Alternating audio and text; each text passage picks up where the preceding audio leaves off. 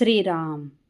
नमस्कार साधक बंधू भगिनींनो, चैतन्य उपासना या चॅनलवर मी सौ माधुरी कुलकर्णी आपले स्वागत करते. या चॅनलद्वारे सध्या आपण सोमवार ते शनिवार श्री ब्रह्मचैतन्य गोंदवलेकर महाराज यांच्या परंपरेतील साखरखेर्डा येथील संत परमपूज्य श्री प्रल्हाद महाराज यांचे श्री देवीदास अमृत मोहरील लिखित संक्षिप्त चरित्राचा आस्वाद घेत आहोत. तसेच रविवारी श्री महाराजांच्या काही भक्तांचे अनुभव ऐकत आहोत. श्री महाराजांना त्रिवार वंदन करून मी आज आपणास श्रींच्या एक अनुग्रहित भक्त सौ सुमेधा कुलकर्णी राहणार उल्हासनगर मुंबई यांना श्रींचा आलेला अनुभव त्यांच्याच शब्दात कथन करणार आहे. सुमेधाताई सांगतात, श्रीराम. 6 जानेवारी 2026च्या अंगारकी चतुर्थीच्या 2 दिवस आधी माझी आई काही कारणाने पुण्याहून आमच्याकडे आली होती. तिला 2 दिवसांनी लगेच घरी जायचे होते, पण आल्यासारखे 4-8 दिवस अजून तिने राहावे असे माझ्या मनात होते. तसे मी तिला म्हणाले देखील, पण ती ऐकायला तयार नव्हती. म्हणून भावाने 6 जानेवारीचे तिचे जाण्याचे बसचे रिझर्वेशन केले व त्या दिवशी आम्ही तिला उल्हासनगरवरून कल्याण बसस्टॉपवर सोडायला निघालो. परंतु घरून निघताना उशीर झाला व तिथे गेल्यावर कळले की महामार्गावरील ट्रॅफिक जाममुळे गाडी कल्याण येथे न थांबता विठ्ठलवाडी स्टेशन या मूळ स्थानकावरूनच सुटेल. म्हणून आम्ही कल्याण बसस्टॉपवरून विठ्ठलवाडीला जाण्यासाठी कल्याण रेल्वे स्टेशनवर आलो. परंतु तिथे देखील खूप वेळ ट्रेन न आल्याने आता एवढा उशीर झाल्यावर विठ्ठलवाडीला जाऊन देखील बस मिळेल याची खात्री नसल्याने जावे की न जावे अशी आमच्या मनाची द्विधा अवस्था झाली.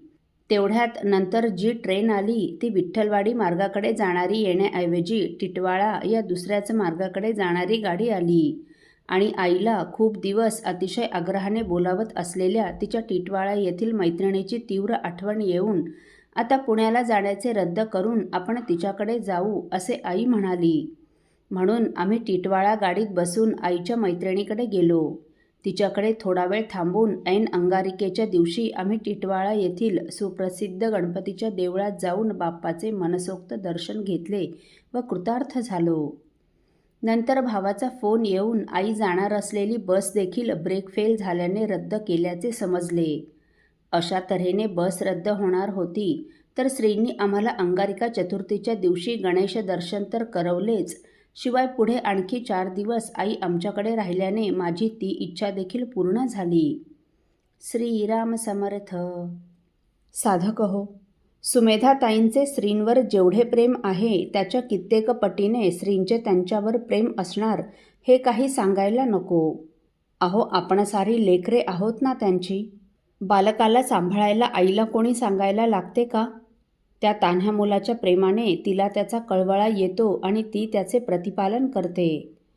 खरं म्हणजे सद्गुरूंना त्या पुरुषोत्तमाला आईबापांची उपमा देखील देणे योग्य नाही, कारण ते फक्त मृत्यूलोकी पालन करतात, परलोकी त्यांचा उपयोग होत नाही.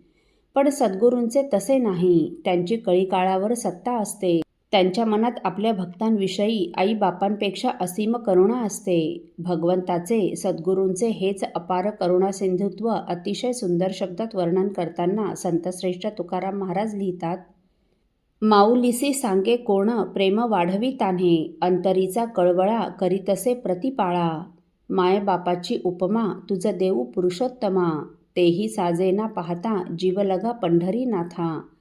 मायपाळी संसारी परलोकी राहे दुरी, तैसा नभेसी अनंता काळावर तुझी सत्ता. तुका म्हणे नारायणा तुझ बहुत करुणा. श्रीराम समर्थ.